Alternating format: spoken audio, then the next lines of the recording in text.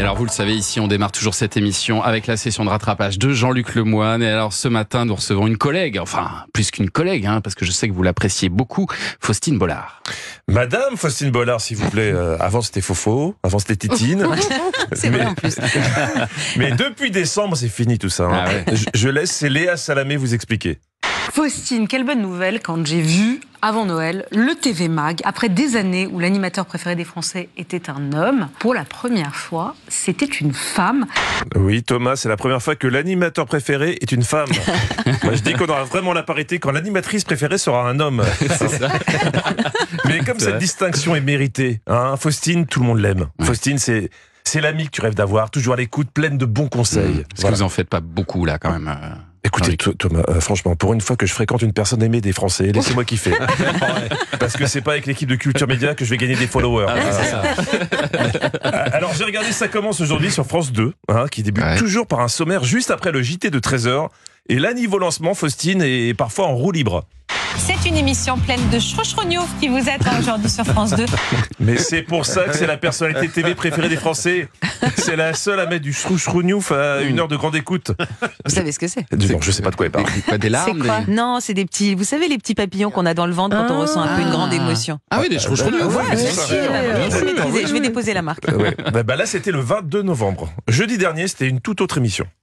Et vous, là, à ce moment-là, traverse à l'esprit le peut-être qu'il y a un peu de...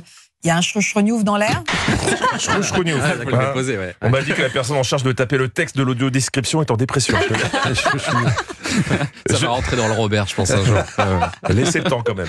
Jeudi, l'émission était consacrée aux différences d'âge dans les couples avec comme invité Fiona Gélin et son compagnon plus jeune, Richard. Et l'émission a démarré dans la joie et la bonne humeur. Moi, quand j'ai ressenti son amour en me disant « Oh là là, vraiment il m'aime », c'est quand j'ai eu ma crise cardiaque. Faut-il vraiment avoir une crise cardiaque pour vérifier que votre conjoint vous aime? Si la réponse est oui, j'achète tout de suite un défibrillateur. Non, bon, moi, ce que j'aime chez Faustine, c'est son côté nature. Elle dit toujours ce qui lui passe par la tête. Par exemple, là, Richard confiait qu'il avait demandé à Fiona Gélin de faire un test de dépistage de MST. Et on ne sait pas pourquoi, en les voyant tous les deux, Faustine a pensé à un autre test. On s'entend tellement bien, pourquoi pas essayer? Et puis donc je suis allée faire le test. Les tests de quoi, pardon? Non, Un éthylotest? Oui. Pour Faustine, c'était plus logique. C'était plus logique en les voyant tous les deux. Moi, j'ai fait pareil vendredi quand vers 1h du matin, Julien Picheté m'a demandé en mariage. Il y avait un autre couple sur le plateau. C'était négatif. Faut qu'on en parle à mes parents. Il y avait un autre couple sur le plateau, Karine et Maxime. Et Karine a 17 ans de plus que Maxime. Ma grand-mère, c'est une femme très cash. Et elle a dit à Karine, non mais dis donc, vous n'avez pas l'impression de coucher avec votre fils. Bon, il y a des régions où ça peut se faire. Je ne citerai pas de nom, mais il y a un stade qui porte le même nom que notre invité. Non, Julien, c'est pas le stade Faustine de Lens. En posant une question, Faustine peut aussi inventer des concepts. Mais votre mère, elle savait que vous étiez avec une jeune femme plus âgée? Voilà, une jeune femme plus âgée, c'est le contraire d'un vieil homme plus jeune. Ou d'un obèse tout mince. Je me perds un peu dans tous ces nouveaux concepts, moi. Autre émission sur les accros de la chirurgie esthétique. Un garçon nous expliquait qu'il avait fait poser des facettes dentaires et il a pu compter sur l'empathie de Faustine. Ça coûte combien? C'est à peu près 1 000 € la dent. Moi, j'en ai fait 10 du haut, 10 du bas. Donc voilà, on fait un calcul. Ah, vous avez une voiture dans la bouche. Voilà, c'est résumé, mais au moins je comprends, moi. Le mec a une Clio dans le bec. Et vu la couleur des facettes, il est en plein phare. Parce que là, on n'a pas l'image, mais même un bidet à côté, il fait sombre. D'où l'inquiétude de Faustine au cas où il se lasserait. Si par exemple, dans 3 mois, je me dis je veux des dents moins blanches, je peux retirer mes facettes et en poser des nouvelles. Ah ouais, mais là, ça fait 2 bagnoles. Va falloir agrandir le garage. Mais bon, c'était une émission sur l'addiction à la chirurgie esthétique, ce qui me fait une magnifique transition. Car on a demandé au mari de Faustine, Maxime Chatham, s'il était addict à quelque chose. Quelle est votre addiction la plus tenace?